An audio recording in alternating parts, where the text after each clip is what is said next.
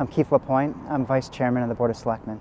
My name is Mike Lennox. I am the Chairman of the North Attleboro Board of Selectmen. North Attleboro is home to me. I grew up here and formed all of my friends and memories from childhood are here. And when I thought about where I wanted to be, where I wanted my children to be, that's what North Attleboro is to me.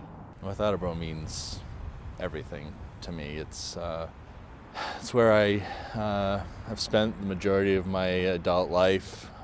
It's where my wife and I decided that we wanted to be. It's where I proposed to my wife. I love New England. This is one of those great New England towns that you want to spend your entire life in. So it really means everything to me.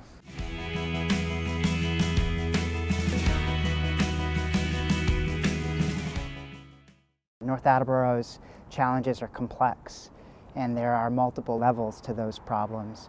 So the plan that we've come up with attempts to address all of those challenges together. The first is that we really have to focus on revenue. Ultimately, revenue is the core of our problem. We're going to do that in two ways. We've already started to aggressively pursue and continue to pursue economic development. There's so many great opportunities. We have a really strong infrastructure system with the North Attleboro Electric Department, access to highways, an educated workforce. It's a great place to do business, and driving economic development is a major priority. And the override, increasing the revenue base through the override, those two come together for the first piece of the plan. The second part of the plan is driving cost reduction and increasing efficiency. That's been part of what we've been doing for decades, but there are still opportunities. Every organization has opportunities to drive efficiency, and as technology continues to improve, it creates new opportunities. The third part of our plan is to make sure that we're investing in critical infrastructure, both capital infrastructure as well as just continuing to maintain the key pieces of our town that are important to driving, quite frankly, the other pieces, economic development, for example. And then the last piece of the four-point plan is to make sure that we're investing in critical services, things that deliver value to the residents and make North Attleboro a great place to live.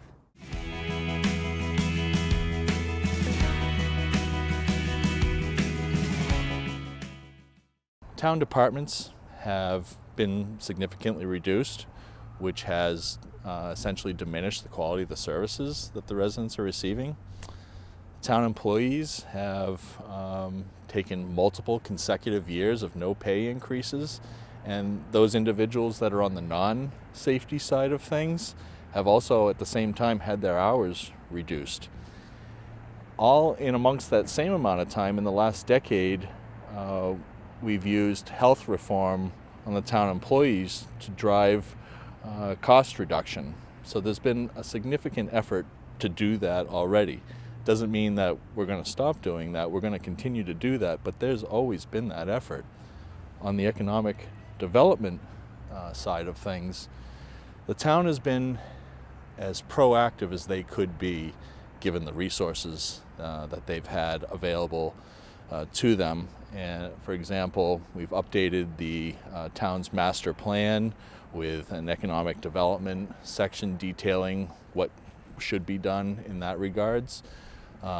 Over half a dozen different business tax incentives have been delivered to town meeting to vote on to try to create some more sustainability in that end of things. And as business and economic development goes, those are long-term initiatives. You have to have people that are passionate to drive those kinds of successes. So those things have been done for quite a long time, and they have led us even to the situation that we have today. And if we want to just keep doing those same things, we're only going to get the same situation that we have right now. So what we really need is a deeper investment in those community services that are going to provide a long-term sustained approach to success as the town of North Attleboro.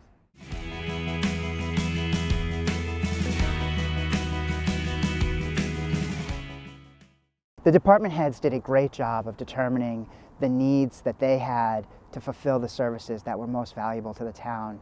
And we had to balance that, which was $15 million, with the affordability. And as we worked through that, we determined that at $6.5 million, we could hold true to the 4-point economic plan, and it would give us enough money to invest in the most critical services, set aside money for capital investment, but ultimately became something that was affordable to the residents. For the average resident in North Attleboro, a $6.5 million override with the dual tax rate, which we have pledged to implement, will keep the burden at less than $400 per year. And that's how we came to 6.5 and why we think that number is so important.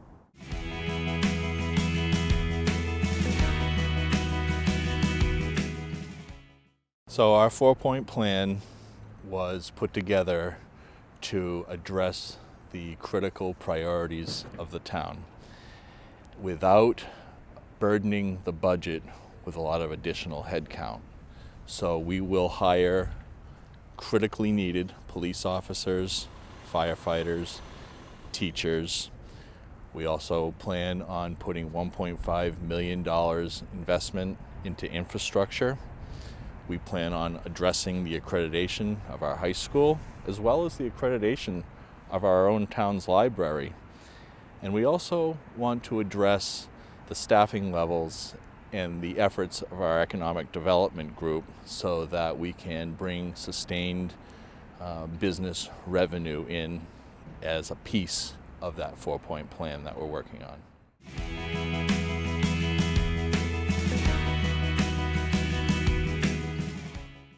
Well, the 4-point plan is the 4-point plan. So we're going to come back to work the Wednesday after the election. We're going to continue to drive the 4-point plan. We're going to work on economic development. We're going to continue to look for efficiencies and cost reductions. We're going to look at places that need investing. But the impacts are going to be real. Services will be cut. We know the impact in the police and fire, maintenance of our roads. The library most likely will lose its accreditation, and there'll be an impact to the teaching capacity of the school system. So the consequences are real, but we're going to continue to drive the plan.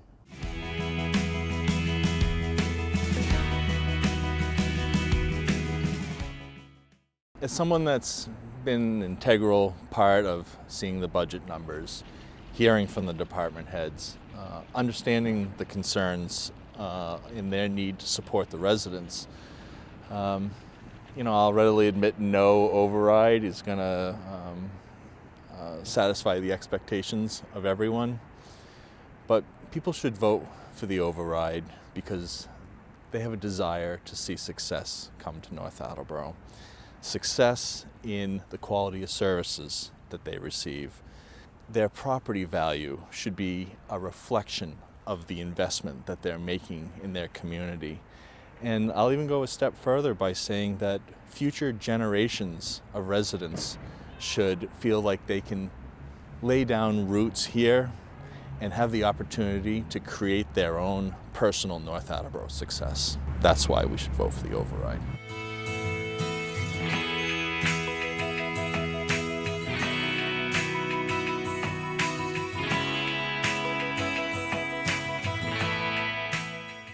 I'm Barbara O'Hara. I'm the broker-owner of North Star Real Estate in North Attleboro, Massachusetts. I also live in North Attleboro. You know, it's home. It's a great community. I knew that once I was through with school and met my husband that I would want to resettle back here. This is the place I wanted to raise my family.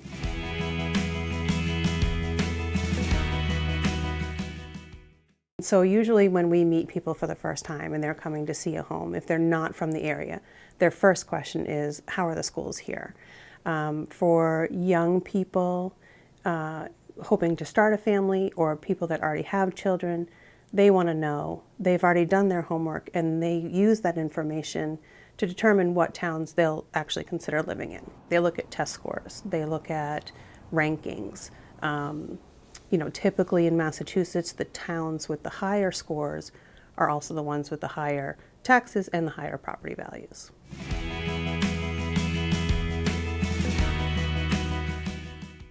So when people move to a community, there's certain things that they want. Safety, of course, accredited libraries, open space, retail opportunities, and schools, of course. So those other factors, what they do is they allow a wider range of people to consider your town if you can offer those things. If you don't offer them, then people will start looking to other communities that do.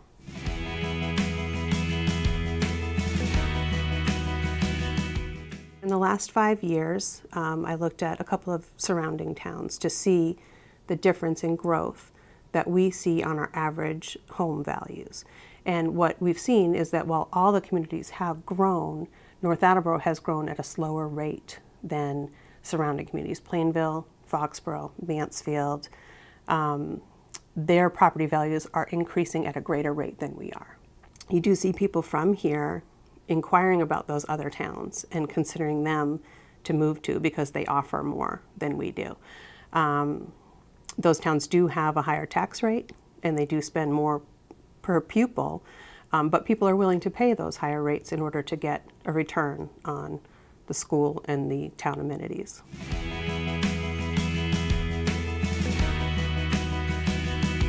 First, location. We have great access to all the major highways. You can get to and from almost everywhere in Massachusetts from North Attleboro very easily. For businesses, that's a huge plus. For residents that need to commute to either Providence or Boston, it's a great place to be, easy access. Some of the surrounding towns have train stations, so it's a great place to be without having to pay city prices. I think really for me and for most of the people that I know here, it's the sense of community.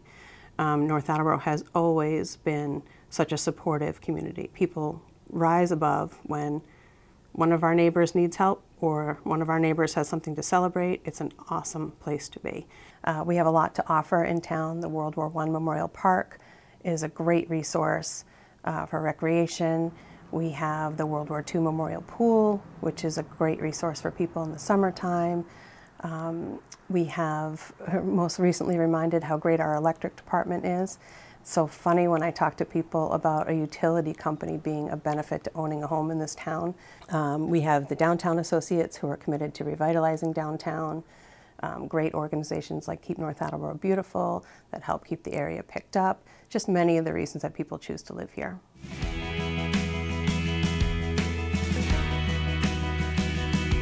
I've had a few people reach out and express that if the override does not pass, they would like me to put their house on the market, that they're going to start looking to other towns that can provide the resources that they're looking for their family.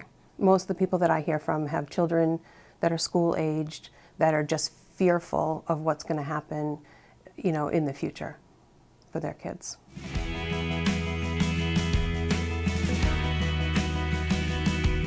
It will allow us to continue to support the programs that people want to see in their town, certainly support the schools, keep our ratings high, keep people interested in living in North Attleboro so their kids can attend our schools. It will allow people, it will appeal to a broader range of people that want to live here. And the more people that want to live here, the higher the property values will be. For the most part, the people I've talked to that have children in schools are all for it. I think it becomes more challenging when people don't have kids in schools or they have a history here and they're not pleased with the way things have gone. And I try to encourage them to get the details, understand that we have new leadership in place, there's a plan in place, and that it's not just about the schools, it's about the community overall. And I think that for the most part, it's been one of those, what's good for my neighbor is good for me. And I think we need to regroup with that kind of community spirit.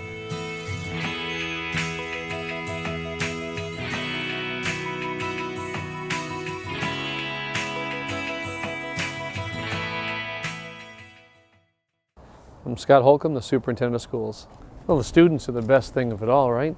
I love going to the classrooms every day and seeing what the students are up to, seeing the learning experiences they're going through, and seeing the teachers and what they are providing for the students and those opportunities for the kids. So I think it's all about what happens in the classroom. That's what I enjoy the most about the job.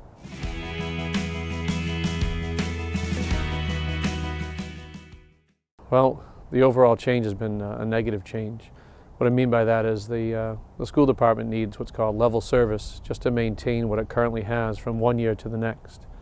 And for the 10-year projection so far, we haven't been able to maintain what they call level service funding. And when that happens, we've gone through substantial decreases in staffing because of it and reduction in student opportunities.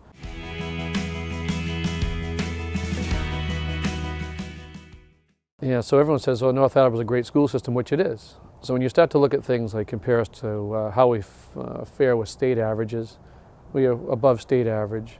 We start to look at our trending of education. It's plateaued. It hasn't, grown or increased. But when you compare us to comparable towns, which I put out this year, you can see that we're lagging behind. What that means is the experiences for our children need to be bolstered to compare to those towns to increase academic achievement. So we have things like blended learning opportunities, the integration of technology, one-to-one initiatives for electronic devices for students to experience things that students in other towns are experiencing that our students aren't right here. Hopefully future doors will be open for them if we can do these things. So it's kind of our moral imperative to see if we can increase the number of doors open for kids versus, closing doors, which unfortunately the past 10 years of the budget have had the unfortunate result of closing doors on students instead of opening more doors for students.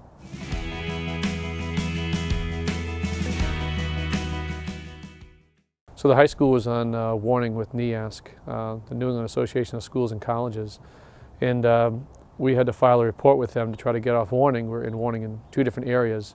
They took us off warning in one of our areas, which was curriculum, but the other area we're still in warning on really has to do with our funding streams. They kept us on warning to see what the town was going to do with its future funding streams relative to funding for the school department, in particular the high school. So in order for us to get off warning, one of the things that would help us would be to get the override to pass, or just to have increased funding for the school department to have. One way is through the override.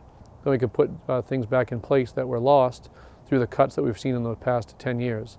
When those things are back in place, we can file the report with NEASC and then remove us from warning.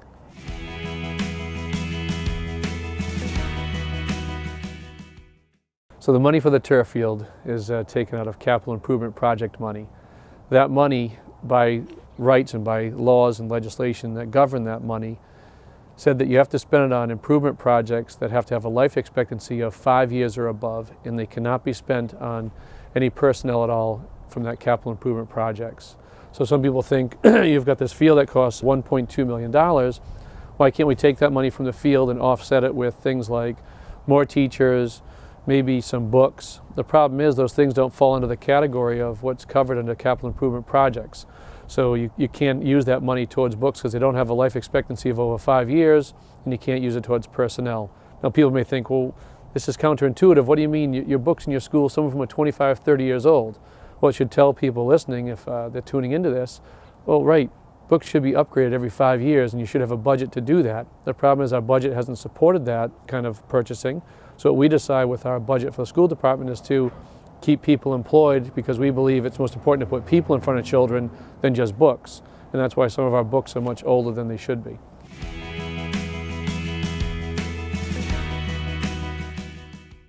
If the override doesn't pass, right now we're working with a company called NESDEC. NESDEC is working with our principals to do these studies for our district. They're covering things like collapsing of another elementary school, changing the model of the middle school to go to a junior high school, changing grade levels present at the middle school, maybe from 5 through 8. Basically, it doesn't help grow education. And so right now, it's tough to say exactly what's going to happen, but every one of our options isn't a good option. It's just a matter of how severe it's going to go. So it could be, again, higher class sizes we're looking at because you have to recuperate the money, as we said, $1.2 million deficit that we're facing from just level service. So what are we going to cut to get $1.2 million? That's going to be staffing. We're looking at administrators as part of that. We're looking at teachers as part of it, custodians, cafeteria workers, bus drivers. There's no unit that we have in the school department that won't feel the impact of a $1.2 million deficit that we have to find a way to cover.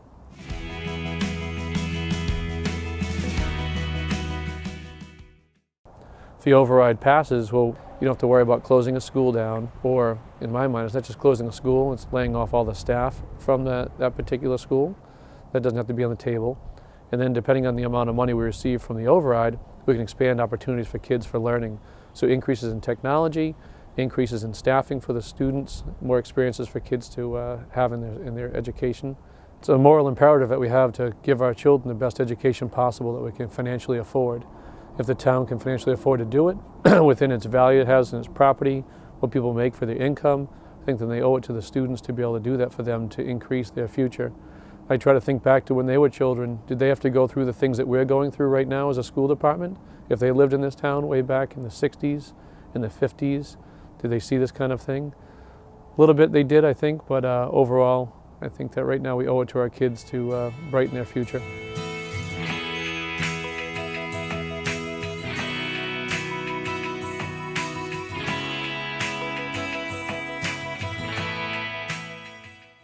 I've worked my entire adult life here in North Attleboro. I started working here as a dispatcher back in the late 1980s, believe it or not, and then have worked no place else except for here. So this town, you know, I essentially grew up here. My whole adult life I've been here. I've been working for this police department, which I think is special.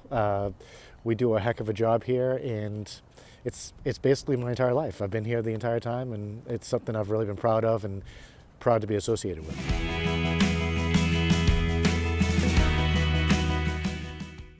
We used to employ 4 civilian clerks. We're down to 2.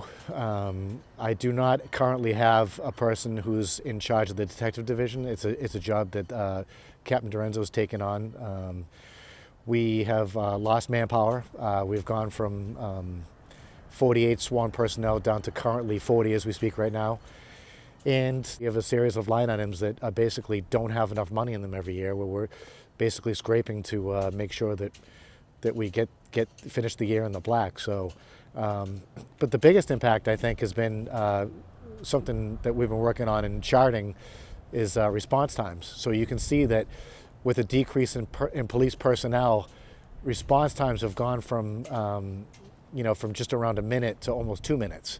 And if you can picture being in duress or being in a stressful time and a police car not getting there for an entire minute longer than they would have in the first place, it's difficult for people to understand, and it's difficult for the guys. And then lastly, there's less personnel on the road. So these guys are going to very, very dangerous calls every single day. We just had a hurricane here basically the other day. We just had a carjacking not too long ago. These calls are very, very, very serious in nature, and we have less personnel on the road to go to them. So.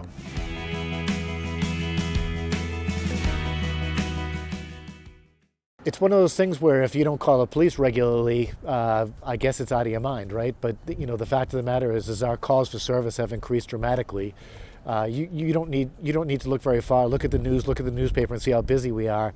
Odds are, at some time in your life, you're going to need the police department. And again, with less personnel, depending on what's going on simultaneously, we may have less people, and the response time may be greater. So yeah, they should be concerned. Absolutely.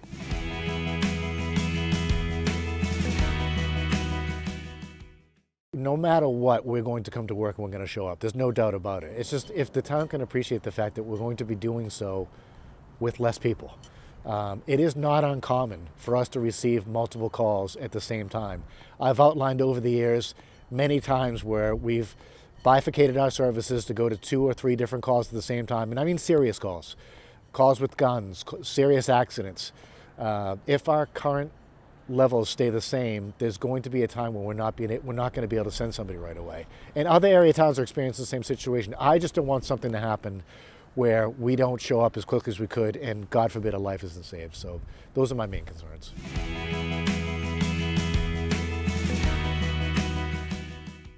I'd love to get 6 more people on. That would be the idea. But again, there are expense items that are down as well. So if you can appreciate the fact, I'll pick training for example. Our training budget is just over $10,000 a year. The average training budget for a police department on the annual basis is somewhere around $100,000. So, I'd like to supplement some of the money to get back into training. The main focus is to supplement our manpower, no doubt. It's to make sure that these guys and the citizens have the right amount of people on the road on a daily basis for us to respond back to the response times we're normal to have.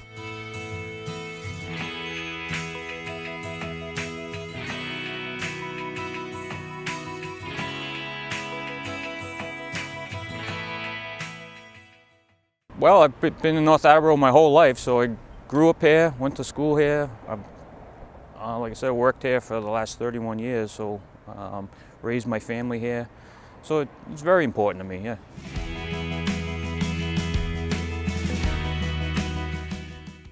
We've had significant cuts in the last 10 years to our budget. Actually, last year our budget was the same as it was in 2009. And the only way we've been able to survive, the last 8 or 9 years is because of grants from the state and the federal government. With our budget being 90% personnel, those cuts always affect staffing. Really what it comes down to is time, how long it takes us to get help to you. Everything we do is about time, and if we can get there a minute or two faster because a particular station is staffed or not, then that could be life or death difference. We think about it constantly. Because of the size of the town and where our personnel are spread out, if the crew at the Kelly Boulevard station is out, it could take us 5 or 6 minutes from here, from headquarters, to get to that side of town. So we're always concerned with that. Yeah.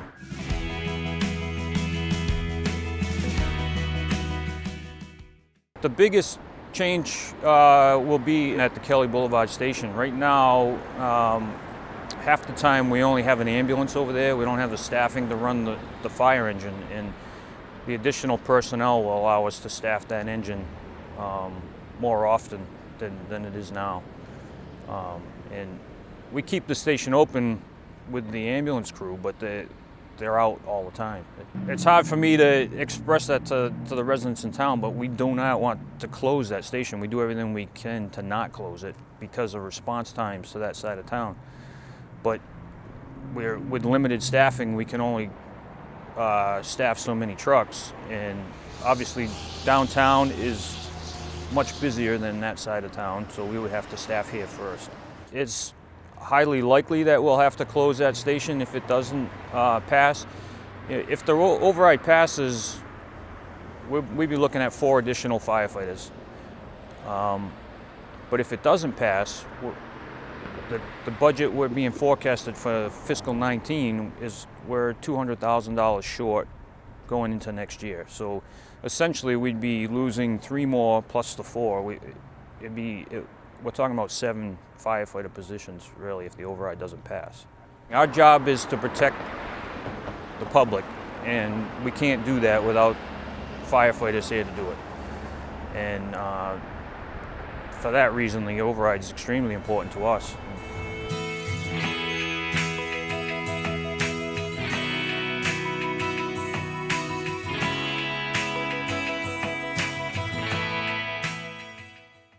I support the override because I want to invest in our community, our children, our police department, and our fire department. People don't understand that really they're in kind of dire straits, some of these departments, and it's all of them.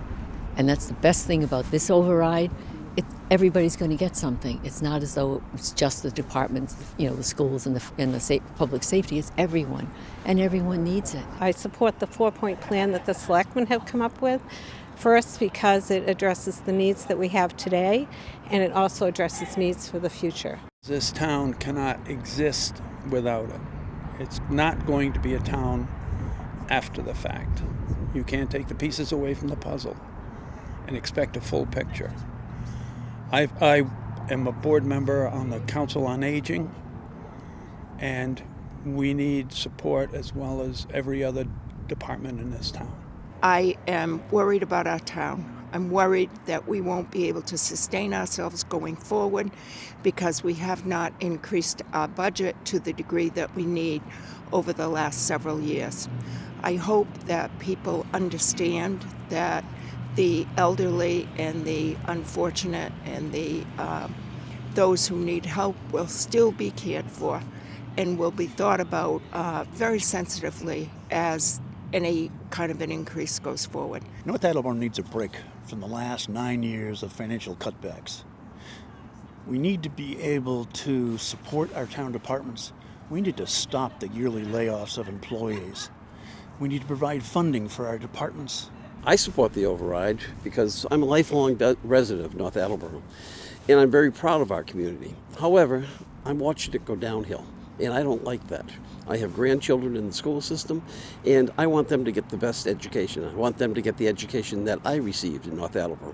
We moved here 6 years ago, and our primary reason for moving here was I had one child and was pregnant with my second. We were looking for a town with good schools, and North Attleboro had those.